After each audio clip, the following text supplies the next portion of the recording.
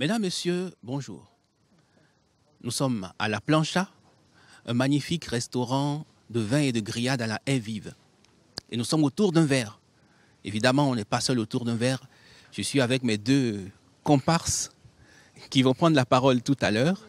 Et je suis avec une charmante invitée pour nous parler de la mode. Le thème d'aujourd'hui, c'est la mode africaine. Mais avant, je vais sacrifier à la tradition et demander à mes chroniqueurs de se présenter. Bonjour.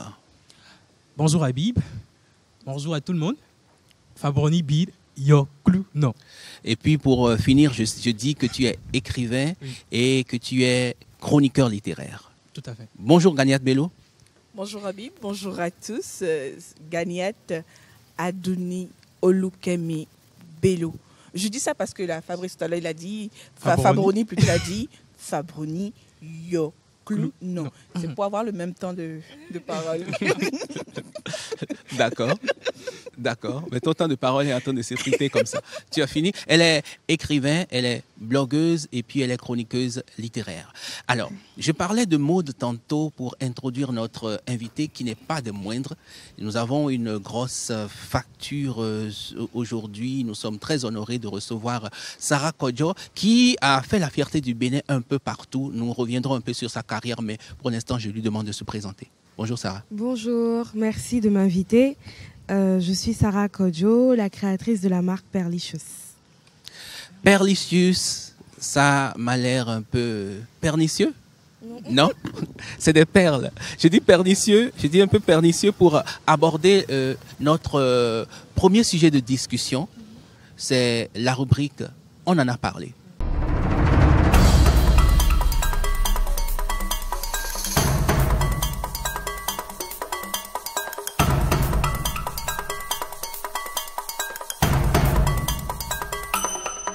Alors, c'est un sujet qui m'interpelle à plus d'un titre parce que ça met en jeu mon identité culturelle. Je veux parler du wax, du tissu wax. Au fait, le wax, c'est un tissu qui est fabriqué en Hollande et qui est d'origine javanaise. Et pourtant, les Africains en revendiquent l'identité et ça fait sortir plus de 300 millions d'euros de devises d'Afrique par an et pourtant, on est toujours en train de parler de wax. Alors, est-ce que c'est un scandale ou bien c'est un fait économique normal? Will. Je ne parlerai pas en termes de scandale, mais moi, ça continue de m'étonner qu'on réclame une identité provenant du was. Pour moi, le was n'est pas béninois, ce n'est pas africain. On peut parler des motifs qu'on imprime sur le was. Ça a une identité africaine, les motifs qu'on imprime sur le was. Mais le tissu, ce n'est pas béninois pour moi. Tout le monde peut produire du coton, même si quelquefois on exporte le coton du Bénin pour la Hollande, pardon. Ce n'est pas béninois. Mais on peut parler d'identité sur les motifs qu'il y a. Non, pour moi, le was n'est pas béninois, ce n'est pas africain. Gagnette. J'aime bien qu'on mette cette thématique-là dans la rubrique où on en a parlé. Parce que je pense qu'on a tellement parlé qu'il ne faut plus en parler. Il y a d'autres choses qui se font aujourd'hui avec le wax, qu'il soit africain ou qu'il soit hollandais. Et je m'explique autrement. Aujourd'hui, il y a beaucoup de stylistes, beaucoup de modélistes, Sarah en connaît tellement, qui prennent ces motifs africains qui sont nôtres, on le certifie, pour faire de la beauté, pour magnifier davantage la beauté. Et moi, je me dis, si nous sommes dans un monde qui se veut évolutif, le travail va se faire à ce niveau-là. L'autre chose, qui nous a dit ou qui nous a enseigné que le wax, il est africain?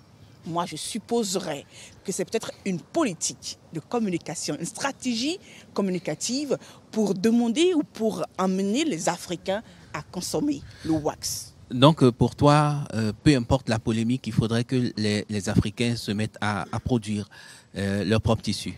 On en produit déjà, juste qu'on ne le commercialise pas, juste qu'on ne donne pas la valeur que ce produit, ce tissu-là doit avoir, simplement. Sarah Kodjo, toi qui es dans la mode et qui est appelée à manipuler des produits africains, du tissu africain, qu'est-ce que tu penses du wax? Mais je pense qu'ils ont tous les deux raison. La polémique n'a pas lieu d'être. Je reviens sur ce qu'il a dit tout à l'heure. Le wax n'est pas produit en Afrique. Mais par contre, pour rebondir sur ce qu'elle a dit, pour faire consommer le wax aux Africains, on a commencé à utiliser des motifs qui font africains. C'est du marketing, c'est du business. Et comme l'Africain doit toujours consommer ce qu'on lui vante, même si... Exactement. Il y a là où je... Là où je suis tout à fait d'accord avec elle, c'est quand elle dit que... d'autres tissus se font en Afrique, c'est vrai. Mais est-ce que le consommateur africain est prêt à consommer le tissu fabriqué en Afrique dans la même mesure qu'il consomme le wax? Je ne pense pas. Je donne un exemple. À Perlichus, nous manipulons toutes sortes de tissus. Que ce soit le wax, le canvas, le bazin, le achoké. On a fait récemment une veste en achoké. Mais je vous assure que très peu de clients viennent spontanément nous dire « je veux un autre tissu que le wax ». Le premier réflexe, c'est d'apporter du wax et de dire « vous avez fait une très belle robe, j'ai vu telle robe sur les réseaux sociaux ou j'ai vu tel bijou avec une matière africaine, je veux sans wax ». Et ce que nous faisons pour apporter une valeur ajoutée au tissu, pour sortir de l'ordinaire, c'est que nous perlons les motifs pour donner une touche différente, une touche un peu plus précieuse et spéciale. Et moi, je veux poser une question, Sarah. Oui. Les clients de ton entreprise qui viennent pour dire je préfère plus le costume en wax qu'en veau ou en achoké. Pourquoi il y a ce problème-là? Il faudrait qu'on se pose la question pour dire par exemple que le achoké, quand il fait très chaud, il ne peut pas se porter de façon aisée, je suppose. Non, ça dépend de la doublure qui est mise. Voilà, et en termes de achoké, vous avez différentes épaisseurs. Donc, il faut rassurer d'abord la clientèle par rapport à ça. Parce qu'on a une seconde idée ou une arrière-pensée, une vérité qui n'est pas vraiment une vérité. Et c'est ça, en fait. On se dit qu'on a très chaud. Ce sont des préjugés. Je pense que moi, personnellement, je me dis que ce sont des préjugés parce que, en termes de achoké, par exemple, vous avez différents types d'épaisseurs. Vous avez une épaisseur vraiment fine, très fine, qui doublée avec un tissu coton vous donne par exemple une veste que vous pouvez porter même en temps de chaleur. Il suffit que la veste soit ouverte et puis tout va bien. Donc je pense que oui, les stylistes africains, nous ne mettons pas en valeur peut-être autant qu'on devrait nos tissus locaux, mais c'est parce que le consommateur aussi n'est peut-être pas forcément prêt à consommer ça. Non. Perlichus, permets-moi de t'appeler ainsi parce que c'est très joli, ta marque. Merci. Le consommateur, il consomme ce qu'on lui présente. Il consomme ce qu'on lui présente. Et moi, je me dis, l'autre argument, à cause duquel on ne consomme pas le achoké, par exemple, on se dit, c'est un peu trop coûteux. Est-ce que nos tissus, par rapport au wax, sont un peu trop coûteux? Alors, si c'est le cas, quelle est la politique qu'on peut développer pour que la donne, elle change? C'est des questions qu'il faut se poser pour qu'on puisse maximiser la production de nos tissus locaux afin qu'ils fassent au moins la compétition face au wax dans nos pays d'abord avant de l'exporter. Alors déjà, en termes de wax, vous avez différentes catégories de wax, vous êtes d'accord? Vous avez la demi-pièce à 3 000 jusqu'à la demi-pièce d'une célèbre marque à 45 000, 55 000. Ainsi aussi pour nos tissus. Mais c'est pareil pour les tissus. Il suffit qu'on se renseigne. Je vous donne par exemple le cas du Ghana où il est exigé, tout est question de politique aussi, d'accompagnement. Vous avez le cas du Ghana où il est exigé aux officiels lors des cérémonies officielles et populaires de porter le kita local. Mais à partir de ce moment-là, ça a obligé les acteurs du monde de la mode et de façon générale de la chaîne de distribution à chercher à produire davantage.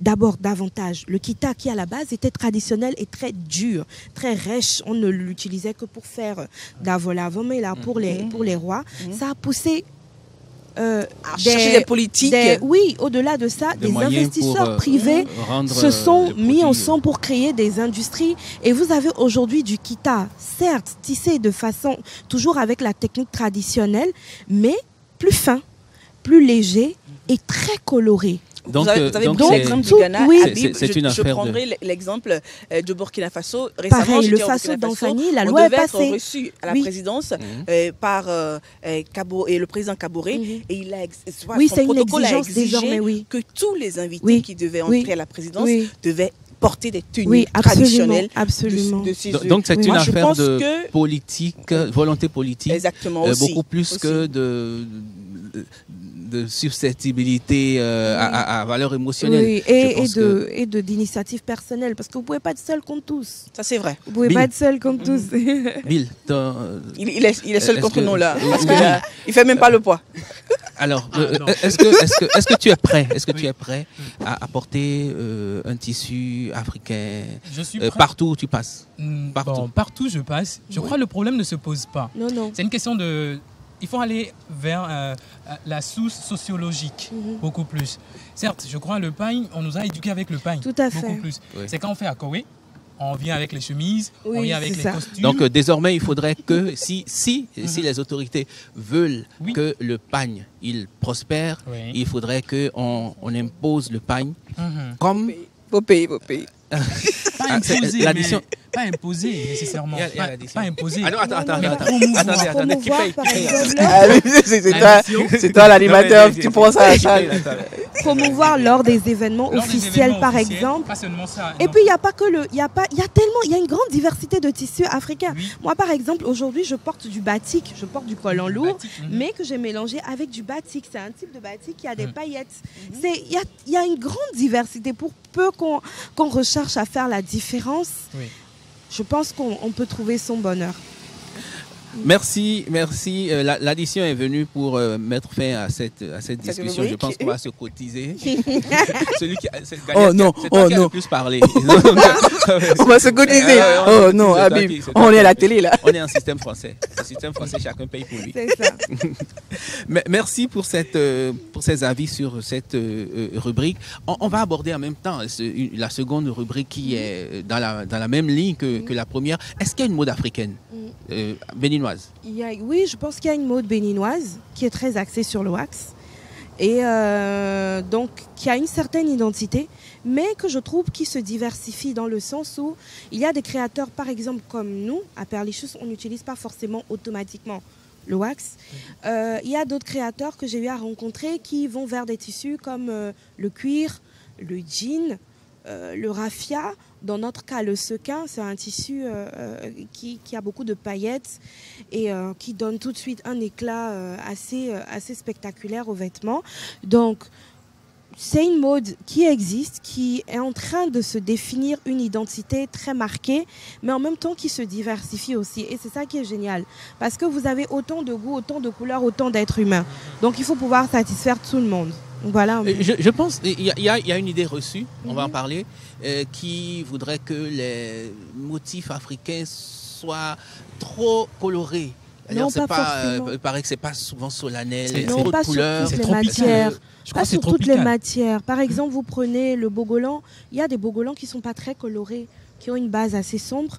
La dernière fois, on a fait une robe de soirée et on a utilisé un tissu indigo malien. Et la base était noire, les motifs étaient vert foncé. Donc c'est vrai que le symbolisme de l'Afrique, c'est les couleurs, Les arbres, les- les feuilles, c'est les- ça. C'est exactement ça. Mais il y a, C'est il y a beau, quand mais même c'est des- des oui, c'est beau. préjugés. Non, C'est non, que des c'est préjugés. beau, c'est des préjugés, mais c'est beau à la base. Mhm. Maintenant, pour qui aime du classique ou du sombre, Il y en a aussi. Il y en a pour tous les aussi. goûts. Il y en a aussi. Son produit. Il y en Moi, a. moi, je crois. Mais hein, quand D'accord, d'accord. Excuse-moi, Non, Fabro, c'est moi qui Yoklo, non Ah, d'accord. distribue la parole. Bon, Tu permets que je la prenne. pardon. Tu permets que je prenne la parole. Prends la parole, mais rectifie son nom avant de. Fabroni Yorklo, non. Voilà, Voilà, parfait. parce que Bravo. autrement ce serait pas sympa. J'implore Vas-y. Dieu en fait. C'est africain en plus, mon prénom. Yorklo, non. Yorklo, Voilà, Yorklo, non. Ouais. Oh non, ne dis pas de Francis, pas ton nom alors. Fabroni Yorklo, non. Non, c'est pas. C'est non. beaucoup plus tropical, comme tu le disais. Ok, on y va, Gagnette. Alors, quand on pose la question, et selon laquelle est-ce qu'il y a une mode béninoise, moi, je parlerais beaucoup plus en termes de couture, Mhm. D'accord. de coupure, De- de design, de stylisme. Mhm. Et quand je viens à ce niveau-là, Mhm. la question, elle n'a pas le droit d'être posé. Non. Avant nos mamans, nos grands-mamans, il y avait une mode béninoise. Oui. Je me rappelle ce bomba qui dépassait les bomba. manches. Ouh. Oui, justement, mais aujourd'hui, il comment on le dépassait. porte? Oui, il ne Comment fallait on fait ça? surtout On a pas été- couper dans le bagne. Exactement. On a été très ingénieux pour Oui. aujourd'hui le On moderniser, a ce tout gardé. bomba. On a aussi Voilà, on a ces tout robes-là gardé. qui étaient vraiment longues, qui Oui. allaient juste, qui traînaient même au sol. Mais au moins, Qui- ça, on fait économie de tissu aujourd'hui. Oui, c'est ça, exactement. Mais c'est un drame, C'est l'économie une de économie tissu aujourd'hui. d'échelle. Bon, moi, je crois, hein, je sais pas si je vais abonder dans le même sens que Ganiat. Ne bondis pas, s'il te Pourquoi plaît. chaque fois, J'ai D'accord. peur. Ne bondis Elle a- pas. Moi, je crois elle est que- juste à côté. qu'on peut parler du canevas. Du Oui, canevas. oui. Pour moi, on a parlé déjà du WAS. Mhm. Et le WAS n'est pas béninois, n'est pas africain. Sinon, que ce n'est que les motifs qui soient africains. Mais quand on prend le canevas, je crois que c'est beaucoup plus originé au Bénin. Oui. Au Bénin.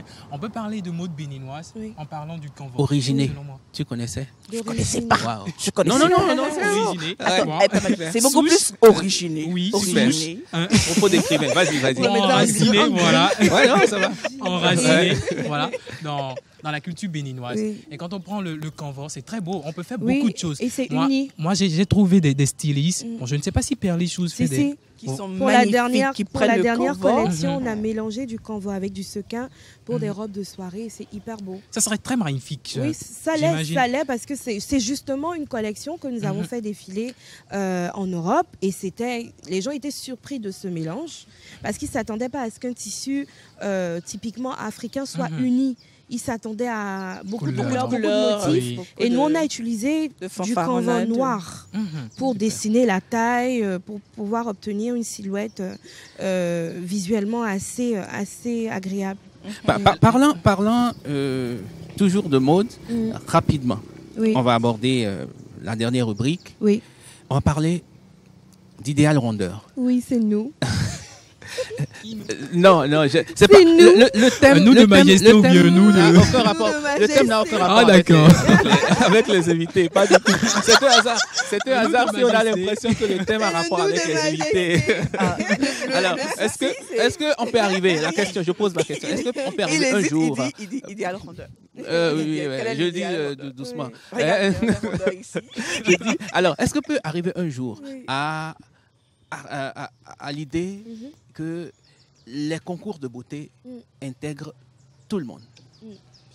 C'est le cas déjà, non? Dans les concours, non. Si, bon, les concours de beauté, bon, C'est-à-dire quand on a Miss Bénin ou Miss Miss Bénin, Svelte de non, quelque c'est-à-dire, part, mon idée, c'est il y a quand- des quand gens, le- des initiatives privées qui ont Oui. déjà qui Oui, ont créé. privé. Oui, mais c'est des- toujours des- Justement, catégorisé en fait. Ganiat, mon Ok, idée, Et ce mon n'est idée, jamais c'est le même budget. est-ce qu'on peut Ça, c'est arriver un jour à considérer la femme forte et la femme mince comme dans le même canal de beauté pour appréciation? Pour appréciation, en termes de concours, je dirais que ça va être difficile parce qu'il y a toujours les préjugés. Oui, il faut qu'on vende le pays à l'extérieur. Oui, les standards européens, les standards internationaux sont ci et ça. Mais par contre, en termes de défilé de mode, j'ai eu à participer à un défilé de mode au Nigeria où les tailles variaient de la taille 40 à la taille 50. C'était magnifique parce qu'on avait de tout. Et le consommateur en face s'est reconnu dans ces filles qui défilaient de façon hyper professionnelle et qui renvoyaient une image de « nous sommes comme vous pouvez porter ce que nous portons ». En Afrique du Sud aussi, à Pretoria, j'ai vu aussi un défilé où les tailles variaient de la taille 36, donc très très mince, à la taille 58. Parce qu'il faut dire que les femmes sud-africaines et les femmes de cette zone de l'Afrique, elles peuvent être très petites en haut, donc porter du 38, du 40 en haut, et à partir du bassin, ça peut aller jusqu'au 48-50. C'est la forme... De la de la rondeur. rondeur même. Donc, en termes de défilé de mode, ça se fait déjà. Maintenant, en termes de concours de beauté, ça ne se fait pas encore. Est-ce que ça pourra se faire? Je ne sais pas. En tout cas, pas sous nos cieux. Mais aux États-Unis, vous avez le American Next Top Model, où l'une des juges désormais, c'est Ashley Graham, qui est l'une des figures phares du mouvement curvy, donc du mouvement femmes rondes. Et parmi les filles qu'on recrute après le casting, il y a il y a des femmes rondes, il y a toutes sortes de corpulences en fait. Donc ça a commencé là-bas. Et comme nous faisons tout ce qui se passe là-bas, je pense que ça, ça aura le temps de venir ici. Tu donnes ton avis et on passe au vif du sujet. Non, moi, je crois que c'est possible, hein, mais comme elle a dit, c'est toujours deux mondes différents. Concours de beauté, il y a des règles à respecter. Mais un défilé, c'est encore une autre règle à respecter. C'est beaucoup plus simple à le faire. Mais quand c'est un concours de beauté, cela suppose que le promoteur veut recruter une certaine catégorie de personnes. Absolument. Donc, c'est difficile de mettre les deux ensemble, à moins d'organiser pour les rondeurs à part et pour les tailles, c'est ça? Standard, à part. Donc, d'accord. c'est Et beaucoup selon plus toi, facile. toi, c'est quoi ton standard? Mon standard. Ouais. D'accord, je suis Svelte, donc j'ai choisi vous voyez déjà. Non. Vous voyez mon standard. Oui, non, c'est bon. Ça se voit. Non, ça se voit. Non, ça dépend. Les hommes aussi vont être tapés sur ce plateau. Mais je peux pas suppose gérer que certaines tu as un rondeurs, casque donc. pour rentrer à la maison. Nous allons maintenant passer à notre invité.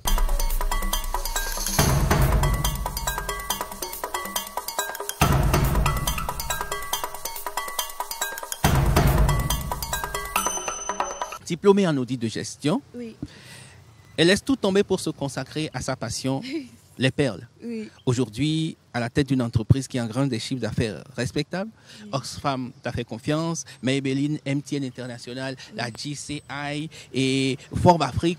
Comment ça se passe? Quel est le jour où ça a basculé? C'est pas forcément une histoire très agréable. Le jour où ça a basculé, c'est le jour où j'étais très malade. Donc il y avait vraiment un bascule. Oui, tout a basculé. Et je me suis dit que je n'allais pas mourir je n'allais pas mourir en travaillant pour quelqu'un. Tout simplement, je n'allais pas perdre ma vie, ma santé au profit d'un employeur. Et j'ai toujours aimé faire des bijoux. Je le dis souvent, moi mon truc, j'aimais pas les tours de hanche que ma mère en bonne femme béninoise me mettait. Et pour ne pas qu'elle se fâche, je les cassais et je trouvais du fil de couture pour les remonter en bracelet. Comme ça, dès qu'elle me disait « Ouais, mais j'étais là, oui !» Ils se sont juste déplacés, ils sont passés au poignet. Et au fil du temps, c'est un hobby que j'ai beaucoup développé grâce à mes parents parce qu'il y avait les études, mais il fallait absolument aussi avoir un hobby. C'était notre manière de nous évader. Autant on travaillait très bien à l'école, autant on avait tous un hobby. On est deux, j'ai un petit frère et mon hobby à moi, c'était les perles et le dessin. Le dessin de mode, très vite, c'est allé vers le dessin de mode. Mon frère, son hobby, c'était le dessin de bâtiment. Aujourd'hui, il est ingénieur en génie civil. Donc, ça a toujours été ma deuxième activité, enfin, l'activité après les études. En dehors des études, je suis allée étudier et travailler au Sénégal. Et à partir de ma troisième année, j'ai commencé à commercialiser.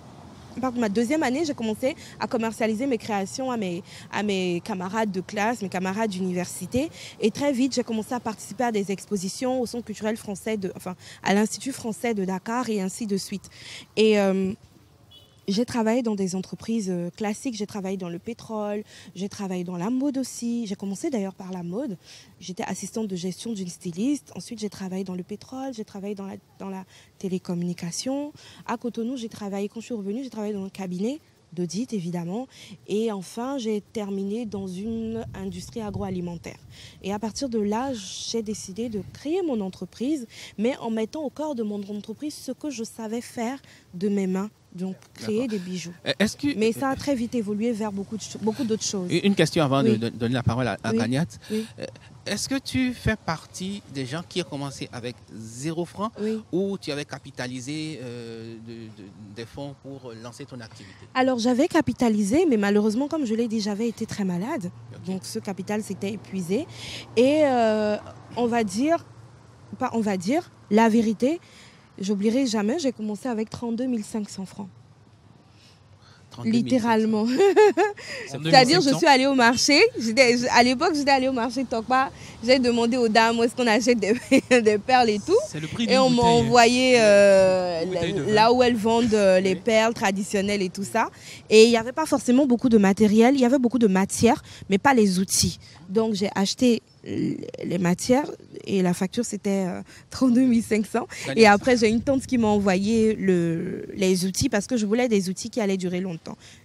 jusqu'à aujourd'hui, j'ai les outils que j'ai achetés il y a 7 ans. On va Et les c'est mettre comme au ça musée. qu'on hein. a... On va les C'est mettre ça. au musée. Le musée Sarah Kodjo, C'est quand ça. tu seras une icône Donc c'est comme ça que j'ai internationale. commencé. Et côté publicité, les réseaux sociaux, je pense que c'est le moyen le plus sûr pour toucher le maximum de personnes et gratuitement en griffe. Ça vous coûte le prix de la connexion. Donc c'est comme ça que j'ai vraiment commencé. Et tu as Il n'y a travaillé pas de capital, avec pas Medusa. d'investissement. C'est mon photographe actuel. D'accord. Que j'apprécie beaucoup parce que il y a une qualité que j'apprécie beaucoup chez les gens, c'est Les l'humilité. couleurs. Non, l'humilité du L'humilité personnage.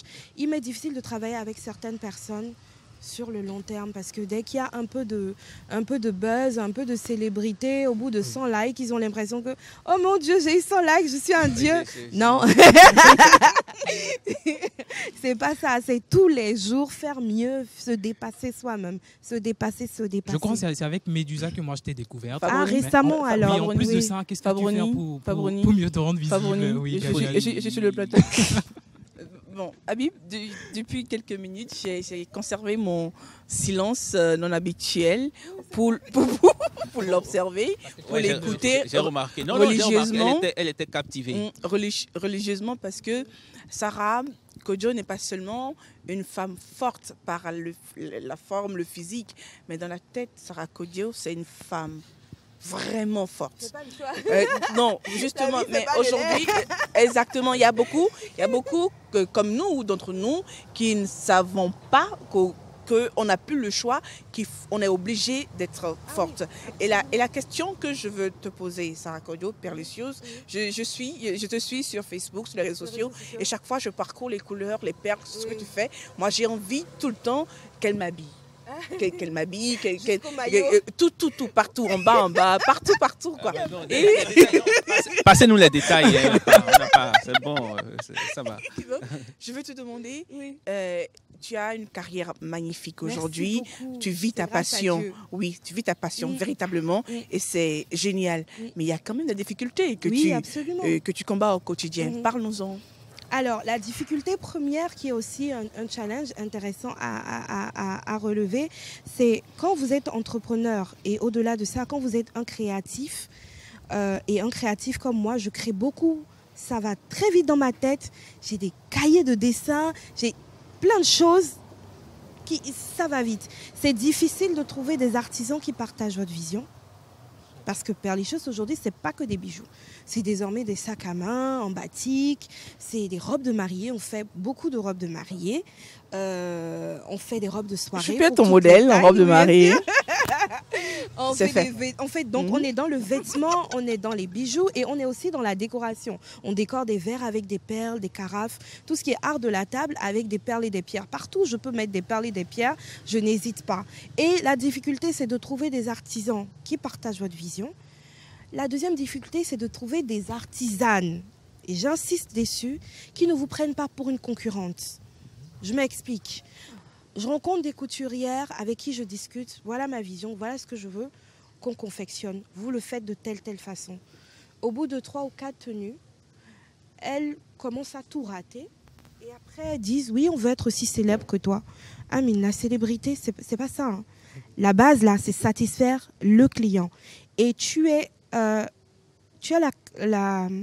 le talent pour monter ce que moi je dessine. Tu as le talent de le mettre comment dire, de le Mettre en œuvre. Oui, exactement. De lui donner vie. De lui donner vie. Mhm. Et ensuite, moi, je passe toujours derrière pour faire la partie perlage moi-même et tout ça. Mais à quel moment tu me vois comme une concurrente ou comme une menace? Parce que tu es dans ton domaine sommes aussi. chacune de Dans nous le est même dans son domaine. domaine. Je Voilà. pense que on C'est l'une des grosses difficultés. Oui. c'est tellement passionnant. Nous, on a Oui. eu beaucoup de plaisir à t'avoir. Plaisir partagé. Une voilà. petite question, Habib, avant de clôturer. oui, Est-ce qu'elle fait des temps- formations aussi? Oui, bien sûr, mais des D'accord. formations individuelles. En Parce plus, que ça Gania, permet de suivre de plus De façon, près. En plus, Oui. Gania, tu as le temps de l'apprendre sur ton blog. Et puis, Oui, c'est vrai. C'est l'occasion. Ça, c'est- c'est la moindre moindre des Dans choses. ma tête, c'est déjà fait. C'est déjà fait. C'est déjà fait. D'accord. Je vais assister. Alors, Sarah Y a pas de Kodjo, problème. c'est un honneur pour nous de t'avoir reçu. Honneur partagé. Voilà, nous, on le dira jamais assez. Nous allons à la fin de cette émission qui est vraiment très courte pour tout ce qu'on a envie de dire. On reviendra peut-être certainement, si tu le permets, et sur d'autres sujets. Avec plaisir. Avec toi. Avec Alors, plaisir. nous allons vers la fin de cette émission.